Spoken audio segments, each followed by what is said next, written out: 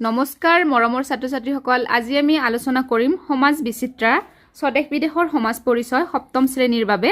গতিকে আমি ক্লাছ 7ৰ আমি সমাজ বিচিত্ৰা পঢ়িম ন। সমাজ বিচিত্ৰাৰ আজি আমি কি পঢ়িম? পাৰ্ট 2। পাৰ্ট 2 টোত আমাক কি দিয়া আছে? বতৰ, জলবায়ু আৰু ঋতু পৰিৱৰ্তন। গতিকে তোমালোকে কি কৰিবা? ইয়াতে যে পঢ়াবোৰ যে আছে ন, ইয়াতে যে পঢ়াবোৰ যে আছে সেইবোৰ মানে তোমালোকে অকণমান পঢ়ি চাবা, ঠিক আছে? অকণমান তোমালোকে কি কৰিবা? পঢ়ি চাবা। তেতিয়া তাৰ মানে কি হ'ব, তোমালোকৰ চেপ্টাৰটোৰ লগত চিনাকি হ'ব পাৰিবা। অকল যে অনুশীলনী যে মানুহ পঢ়ে মুখস্থ কৰে তেনেকুৱা নহয়, মাজত আমাৰ পঢ়িবলগীয়া কুৱেশ্যন বহুত থাকি যায়। গতিকে তোমালোকে সেইবিলাক অকণমান ওপৰে পঢ়ি যাবা, ঠিক আছে? গতিকে এতিয়া আমি আহিছোঁ অনুশীলনী 1। অনুশীলনী 1ত কৈছে যে তলৰ প্ৰশ্নবোৰৰ উত্তৰ দিয়া। বতৰ আৰু জলবায়ুৰ মাজত থকা দুটা পাৰ্থক্য উল্লেখ কৰা, ঠিক আছে? গতিকে আমি এতিয়া লিখিছোঁ যে বতৰ আৰু জলবায়ুৰ মাজত থকা পাৰ্থক্য তলত উল্লেখ কৰা হ'ল যে বতৰ কোনো এখন ঠাইৰ দীৰ্ঘদিনীয়া বতৰৰ গড় অৱস্থাক নুবুজায়, কিন্তু জলবায়ু কোনো এখন ঠাইৰ দীৰ্ঘদিনীয়া বতৰৰ গড় অৱস্থাক বুজায়। বতৰ সঘনে সলনি হয়, কিন্তু জলবায়ু সঘনে সলনি নহয়, ঠিক আছে? তাৰপিছত এইবাৰ আহিছোঁ আমি খটোত কৈছে যে কি বতাহ কেনেকৈ এটা অঞ্চলৰ পৰা আন এটা অঞ্চললৈ প্ৰবাহিত হয়। এতিয়া খটোৰ উত্তৰ হ'ব তোমাৰ যে বতাহ উচ্চ চাপ অঞ্চলৰ পৰা নিম্ন চাপ অঞ্চললৈ বলে। চাপৰ পাৰ্থক্যৰ ফলত বায়ুৱে এটা অঞ্চলৰ পৰা আনটো অঞ্চললৈ প্ৰবাহিত হয়, ঠিক আছে? এইবাৰ আমি গটোলৈ আহিছোঁ। গটোত কৈছে যে বায়ুমণ্ডলৰ উষ্ণতাৰ প্ৰধান উৎস কি? গটোত কৈছে বায়ুমণ্ডলৰ উষ্ণতাৰ প্ৰধান উৎস কি? গতিকে গড় উত্তৰটো হ'ব তোমালোকৰ বায়ুমণ্ডলৰ উষ্ণতাৰ প্ৰধান উৎস হ'ল সূৰ্য, ঠিক আছে? তাৰপিছত এইবাৰ আমাক খটোত কৈছে যে আমাক আৰ্দ্ৰতা বুলিলে কি বুজা, ঠিক আছে? গতিকে আৰ্দ্ৰতা কাক বোলে? যে জলীয় বাষ্প বায়ুমণ্ডলৰ এক স্বাভাৱিক উপাদান। সূৰ্যৰ তাপৰ ফলত ভূপৃষ্ঠৰ জলাশয়ত আৰু মাটিত থকা পানীভাগ বাষ্পীভূত হৈ বায়ুৰ লগত মিলি যায়। বায়ুমণ্ডলত থকা এনে জলীয় বাষ্পৰ পৰিমাণৰ জহকে আমাৰ কি বোলে? আৰ্দ্ৰতা বোলে, ঠিক আছে? তাৰপিছত প্ৰথম শ্বটো কৈছে যে বায়ুৰ চাপজোখা যন্ত্ৰটোৰ নাম কি? গতিকে এতিয়া আমি লিখিছোঁ যে প্ৰথম শ্বট উত্তৰটো হ'ব বায়ুৰ চাপজোখা যন্ত্ৰটোৰ নাম কি? বেৰমিটাৰ, অ'কে? তাৰপিছত এইবাৰ আমি আহিছোঁ দ্বিতীয় শ্বটোত কৈছে যে আমাক বতৰ আৰু জলবায়ু নিয়ন্ত্ৰণ কৰা কাৰকবোৰ কি? গতিকে দ্বিতীয় শ্বট উত্তৰটো হ'ব আমাৰ বতৰ আৰু জলবায়ুক নিয়ন্ত্ৰণ কৰা কাৰকবোৰ হ'ল অক্ষাংশ, সমুদ্ৰ পৃষ্ঠৰ উচ্চতা, সাগৰৰ সান্নিধ্য, সাগৰৰ সোঁত, পৰ্বত পাহাৰৰ অৱস্থান, ভূপ্ৰকৃতি, ভূমিৰ ঢাল, উদ্ভিদৰ স্থিতি আদি। বুজি পাইছা? তাৰপিছত এইবাৰ আমি আহিছোঁ কুৱেশ্যন নম্বৰ 2লৈ। 2ত কৈছে যে বৰষুণৰ সৃষ্টি কেনেকৈ হয়, ঠিক আছে? গতিকে এইটো হৈছে তোমালোকৰ 2ৰ উত্তৰ। 2ৰ উত্তৰ এইটো। সূৰ্যৰ তাপৰ ফলত পানী ভাপ হৈ ডাৱৰৰ সৃষ্টি হয়। ডাৱৰৰ পৰা বৰষুণ হয়। জলীয় বাষ্প বায়ুমণ্ডলৰ ওপৰলৈ গৈ লাহে লাহে শীতল হ'বলৈ ধৰে। এনেদৰে শীতল হৈ জলীয় বাষ্পবোৰ পানীৰ কণিকালৈ ৰূপান্তৰিত হয়। ইয়াকে ঘনীভৱন বোলে। তাৰপিছত আকৌ কৈছে যে বায়ুমণ্ডলত ঘনীভূত হোৱা পানীৰ কণিকাবোৰ ইটো সিটোৰ লগ লাগি টোপালত পৰিণত হয়। এই টোপালবোৰ পৃথিৱীৰ মধ্যাকৰ্ষণ শক্তিৰ প্ৰভাৱত বৰষুণ হিচাপে পৃথিৱীলৈ নামি আহে, ঠিক আছে? তাৰপিছত 3 নম্বৰটোত কৈছে যে আমাক বতৰ কাক বোলে? বতৰৰ প্ৰধান উপাদান কেইটাৰ বিষয়ে চমুকৈ লিখা।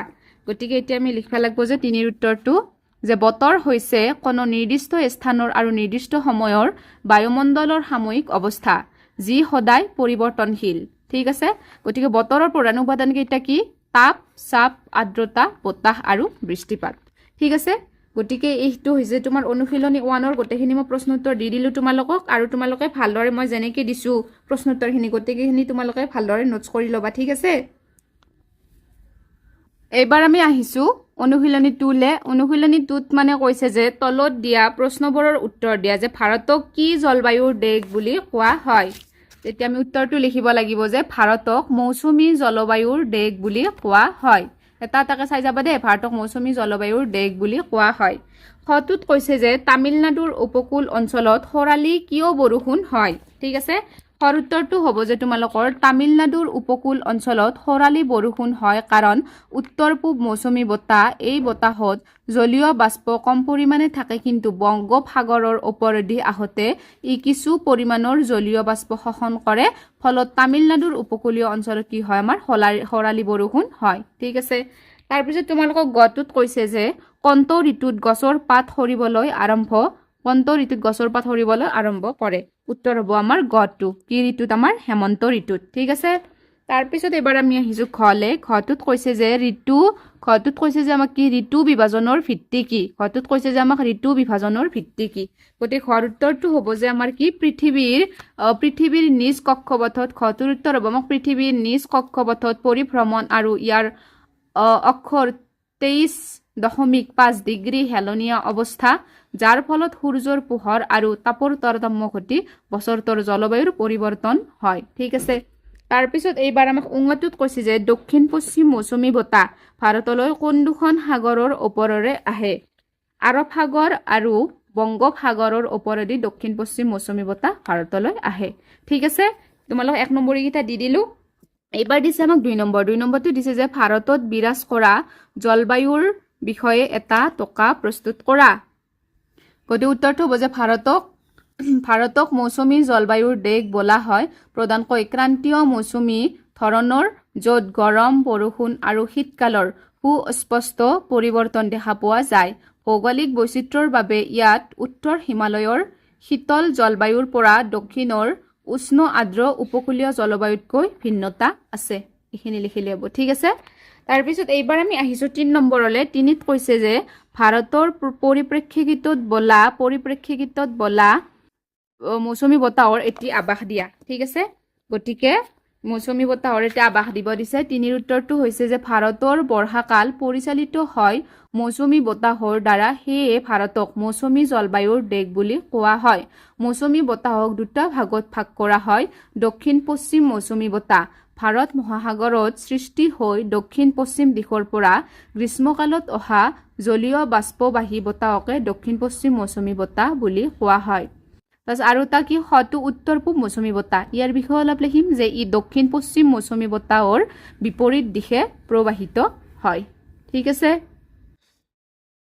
এবাৰ আমাক 4 নম্বৰটোত কৈছে যে ভাৰতৰ বিভিন্ন অঞ্চলত বৰষুণৰ বিতৰণৰ বিষয়ে উল্লেখ লিখা ঠিক আছে বৰষুণৰ বিষয়ে লিখিব যে 4ৰ উত্তৰটো হৈছে আমাৰ যে ভাৰতৰ দৰে বিশাল দেশ এখনত বৃষ্টিপাতৰ তাৰতম্য থকাটো স্বাভাৱিক ভাৰতৰ বাৰ্ষিক গড় বৃষ্টিপাত হ'ল 118 সেণ্টিমিটাৰ বছৰটোৰ ভিতৰত ঋতু আৰু অঞ্চল অনুসৰি বৃষ্টিপাতৰ পাৰ্থক্য ঘটে এই পাৰ্থক্য ভিত্তি কৰি দেশখনত 5টা অঞ্চল চিনাক্ত কৰিব পাৰি সেইকেইটা হ'ল অতিমাত্ৰা বৰষুণ হোৱা অঞ্চল ঠিক আছে তাৰ বিষয়ে অলপ লিখিম যে ভাৰতৰ উত্তৰ পূৰ্বাঞ্চল আৰু পশ্চিম উপকূল অংশত বাৰ্ষিক গড়ে 400 সেণ্টিমিটাৰ বৰষুণ হয় তাৰপিছত আৰু বেছি বৰষুণ হোৱা অঞ্চল বাৰ্ষিক গড়ে 200 পৰা 300 সেণ্টিমিটাৰ বৰষুণ হোৱা ঠাইবোৰ এই অঞ্চলৰ অন্তৰ্গত বিহাৰ উৰিষ্যা মণিপুৰ ত্ৰিপুৰা পশ্চিমবংগ নাগালেণ্ডৰ কিছু অংশ এই অঞ্চলৰ ভিতৰত পৰে তাৰপিছত মধ্যমীয় বৰষুণ হোৱা অঞ্চল গড়ে 100 পৰা 200 সেণ্টিমিটাৰ বাৰ্ষিক বৃষ্টিপাত হোৱা অঞ্চলবোৰ ইয়াৰ ভিতৰত পৰে হয়তো পাতলীয়া বৰষুণ যে মহাৰাষ্ট্ৰ গুজৰাট কৰ্ণাটক তামিলনাডু অন্ধ্ৰপ্ৰদেশ মধ্যপ্ৰদেশ পাঞ্জাব হাৰিয়ানা আৰু উত্তৰ প্ৰদেশৰ পশ্চিম অংশ এই অঞ্চলৰ অন্তৰ্গত ঠিক আছে তাৰপিছত আৰু এটা লিখিছোঁ যে মৰুভূমি আৰু অৰ্ধ মৰুভূমি অঞ্চল ৰাজস্থান গুজৰাট আৰু ইয়াৰ কাষৰীয়া অঞ্চলবোৰক মৰুভূমি আৰু অৰ্ধ মৰুভূমি অঞ্চল হিচাপে গণ্য কৰা হয় গতিকে 4 নম্বৰটো তোমালোকে এনেকৈ লিখি দিলে হৈ যাব মই যিখিনি তোমালোকক এক্সপ্লেইন কৰি দিছোঁ ঠিক আছে গতিকে তোমালোকৰ মানে এই অনুশীলনী 2টো কমপ্লিট হ'ল গতিকে আশা কৰোঁ মানে তোমালোকৰ ভিডিঅ'টো চাই ভাল পালে আৰু যদি ভাল পালে যেহেতু মই কষ্ট কৰি তোমালোকৰ বাবে নোটছ পাতি বনাইছোঁ আৰু আগৰ ভিডিঅ'বোৰো মই তোমালোকৰ বাবে লৈ আহিম তোমালোকৰ যদি ভাল পালে প্লিজ মোৰ বাবে এটা লাইক কৰিবা আৰু চেনেলটো ছাবস্ক্ৰাইব কৰি থবা আজিলৈকে ধন্যবাদ